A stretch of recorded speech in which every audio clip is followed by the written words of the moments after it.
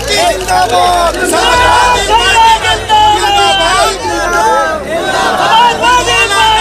Party ने दिखाना है समाजवादी सरकार बनाना है, 2022 में बाइसिकल जिंदाबाद, the great magnet leader of India माननीय अखिलेश यादव जी जिंदाबाद, गोंडवाना गणतंत्र पार्टी के माननीय राष्ट्रीय अध्यक्ष तुलेश्वर सिंह मरकाम जिंदाबाद, सपा गोंडवाना का दोस्ताना जिंदाबाद, सपा गोंडवाना का दोस्ताना जिंदाबाद, 2022 में बाइसिकल जिंदाबाद, 2022 में बाइसिकल जिंदाबाद, 2022 में बाइसिकल जिंदाबाद। प्रेस को बाद में लेके चलो आकर्षक व्यक्तित्व के धनी the great magnet leader of India माननीय अखिलेश यादव जी जिंदाबाद, गोंडवाना गणतंत्र पार्टी ने भी खाना है समाजवादी सरकार बना है, 2022 में बाइसिकल जिंदाबाद, 2022 में बाइसिकल जिंदाबाद।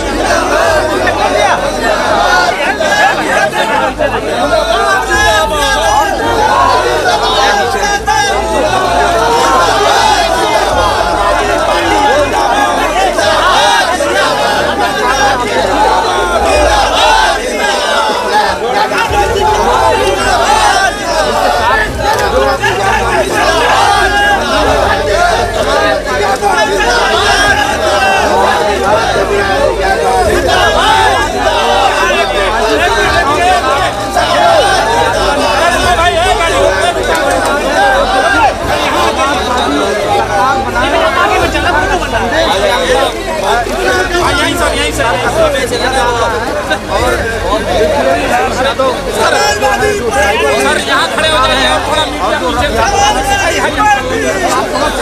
ऊपर भी आइए।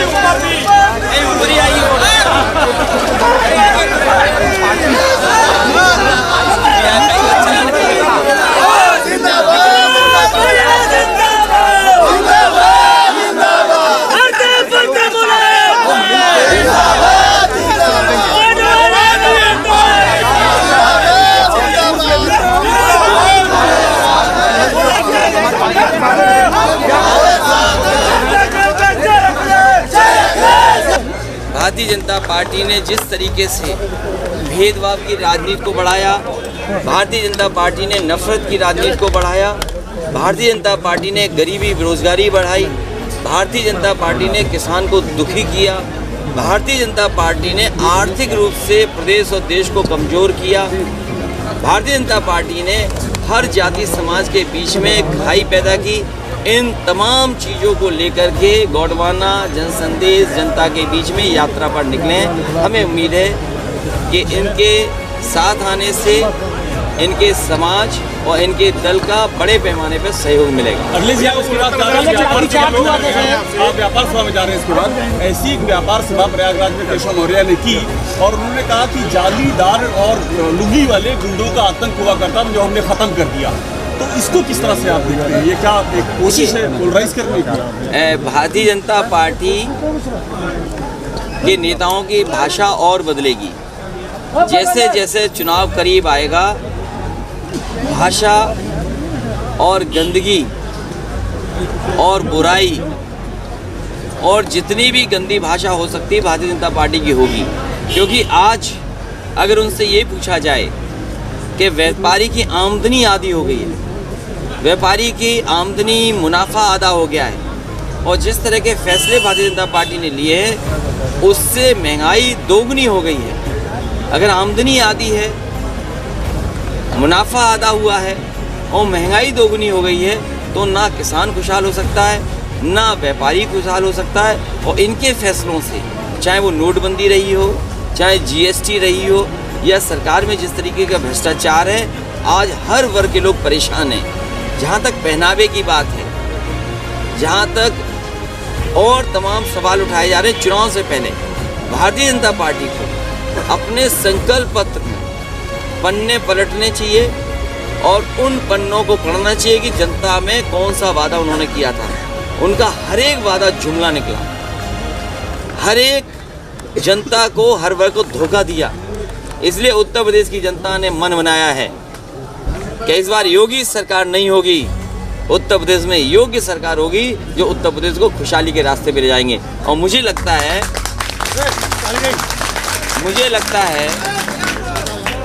जिन्हें कुर्सी न मिली हो, स्टूल न मिला हो, जिन्हें कुर्सी न मिली हो, स्टूल न मिला हो, जिन्हें और शायद बैठने के लिए स्टूल मिला, तख्ती उनकी लग नहीं पाई, लगता उन्होंने मुख्यमंत्री जी का पहनावा देख लिया।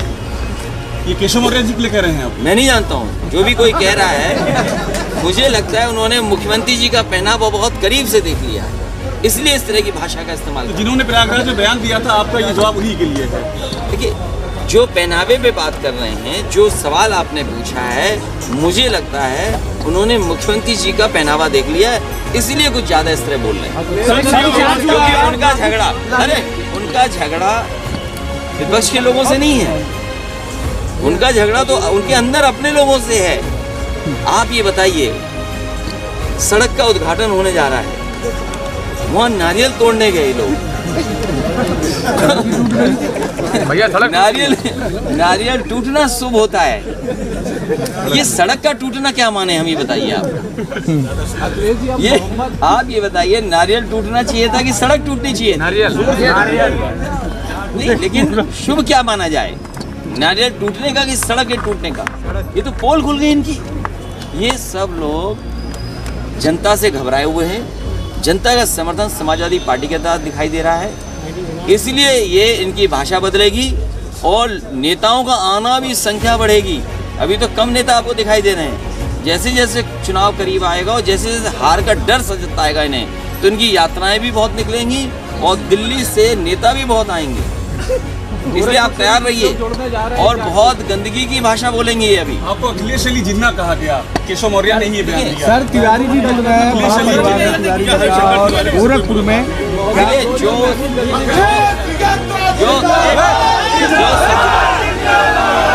समाजवादी पार्टी में आना चाहेगा उसका स्वागत है। मान लीजिए आज गौडमाना जनता संदेश निकल रहा है, जनता के बीच में गौडमाना पार्टी के सदस्य लोग जाना चाहते हैं, तो पार्टी ने उनको स्वीकार किया और उनका समर्थन कर रही है पार्टी। तो जो समाजवादी पार्टी में आना चाहेगा उसका स्वागत है, उसको शामिल किया जाएगा। चुनाव जितना करीब आएगा और जनता इन्हें हराने के लिए तैयार है, ये नफरत फैलाना चाहते हैं, लोगों को बंटवारा करते हैं। अंग्रेज कैसे राज कर रहे थे, बांटो और राज करो, ये कहते हैं मारो और राज करो, डराओ और राज करो। ये नफरत पहले फैलाते हैं, फिर लोगों के अंदर गुस्सा पैदा करते हैं, तब ये वोट लेते हैं। क्या लखीमपुर में किसानों के ऊपर जीप नहीं चढ़ा दी गई, किसान कुचल दिए गए? क्या भारतीय जनता पार्टी के लोग बता सकते हैं कि किसान क्यों कुचले गए और क्या उन्हें किसानों को न्याय मिलेगा कि नहीं मिलेगा? कोविड में इतने परिवार लोगों की जान गई, बताओ उनके परिवारों की सरकार मदद करेगी कि नहीं करेगी? आज बेरोजगार नौजवान हैं, नौकरियां नहीं हैं, लखनऊ में लाठी खा रहे हैं, क्या नौकरी रोजगार मिलेगा कि नहीं मिलेगा? भारतीय जनता पार्टी के लोगों को अपना घोषणा पत्र, अपना संकल्प पत्र पढ़ना चाहिए।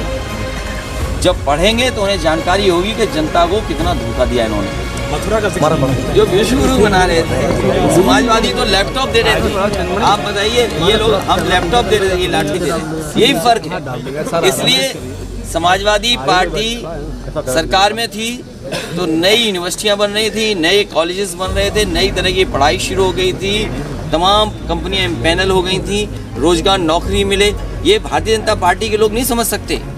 अमेज़न जैसी कंपनी कंडा बेच रही है, बताइए, अमेज़न जैसी कंपनी कंडा बेच रही है, उन्हें पता है कंडे में व्यापार है। ये इनकी डिजिटल इंडिया कहाँ खो गई है, बताइए पहले तो। इनकी डिजिटल इंडिया कहाँ हुई? अमेरिका की कंपनी अमेज़न कंडा बेच रही है, आप गूगल करके देख लीजिए, खोल के देख लीजिए। और इन्होंने डिजिटल इंडिया बनाने का सपना दिखाया था। ये लैपटॉप बांटने वाले लोग नहीं हैं, ये लाठी मारने वाले लोग हैं। जितना इन्होंने अपमानित किया है उसी रफ्तार से वोट पड़ेगा, उसी जिम्मेदारी से वोट पड़ेगा। इनका सफाया भारतीय जनता पार्टी का होगा।